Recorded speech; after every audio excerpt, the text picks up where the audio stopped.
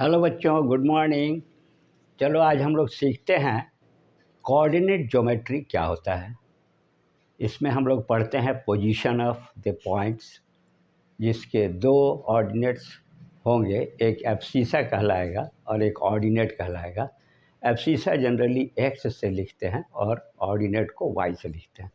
तो चलो शुरू करते हैं और इसके बारे में बहुत सारी चीज़ों को मैं आपको सिखाऊंगा और ये आपके 8, 9, 10, 11, 12 में इसका एप्लीकेशन आएगा।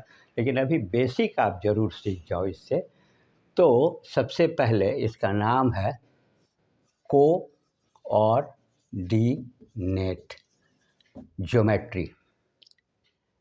अब इसी को हम लोग प्लेन ज्योमेट्री भी बोलते हैं और प्लेन ज्योमेट्री को टू डायमेंशन ज्योमेट्री भी बोलेंगे। टू डायमेंशंस के लिए आपको ये मालूम होगा कि कोई एक स्ट्रेट लाइन यदि हम लोग खींचते हैं,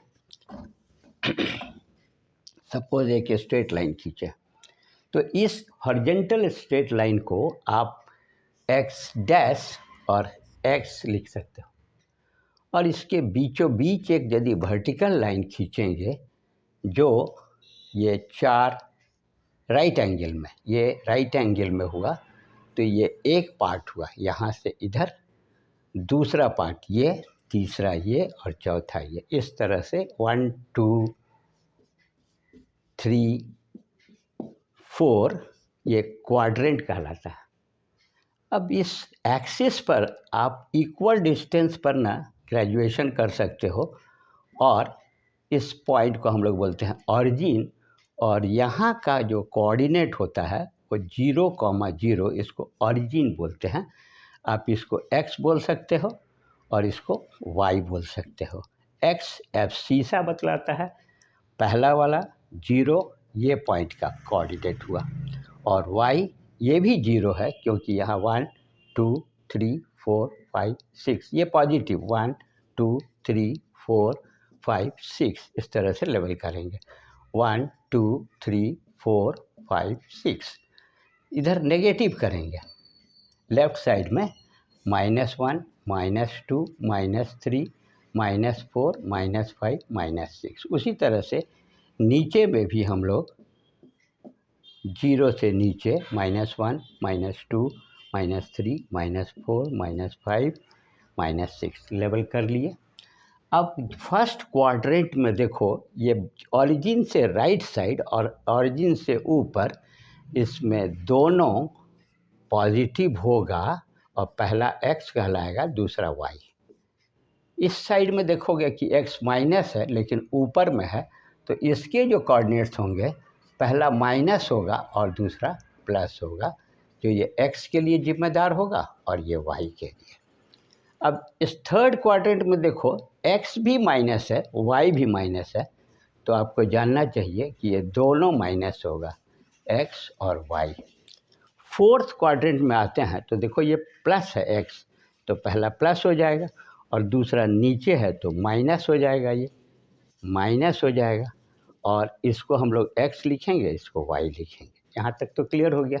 अब सपोज़ कोई पॉइंट है जो इससे ऊपर जाते हैं और यहाँ से आते हैं, तो x का 2 पॉजिटिव, तो इसको जनरल कोऑर्डिनेट लिखेंगे तो x, y लिख सकते हैं।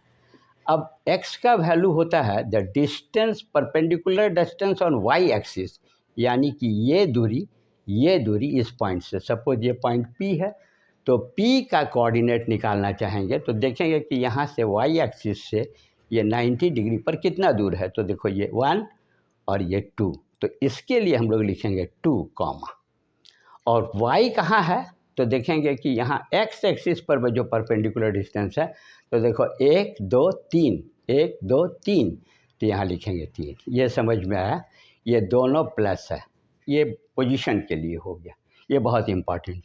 उसी तरह से इसमें कोई पॉइंट लेंगे, सपोज़ यहाँ 5 माइनस लेते हैं और 2 प्लस लेते हैं, तो 5 x एक्सिस में माइनस है, तो इसका x y निकालना जानना चाहेंगे तो क्या लिखेंगे, x = -5, 2, ऐसे पता चल गया। अब यहाँ मान लो कि 3 और 3 पर कोई पॉइंट है, तो इस पॉइंट का कोऑर्डिनेट निकालना चाहेंगे तो कैसे निकालेंगे, माइनस है, x में भी माइनस, y में भी माइनस, एक्स में कितना -3 कॉमा नीचे भी -3 है, तो ये हुआ, ये बहुत इंपॉर्टेंट है पोजीशन के लिए। अब यहाँ देखो कोई पॉइंट है, मान लो यहाँ है 5 और यहाँ पर है, ये पॉइंट है, इसका कोऑर्डिनेट निकालना चाहेंगे तो x में जो पहले लिखते हैं, तो देखो 1 2 3 4 है तो 4 लिखेंगे, कॉमा लिखेंगे, उसके बाद क्या लिखेंगे -5। इस तरह से आप किसी भी पॉइंट को इस प्लेन में आप पोजीशन लोकेट कर सकते हो। ओके।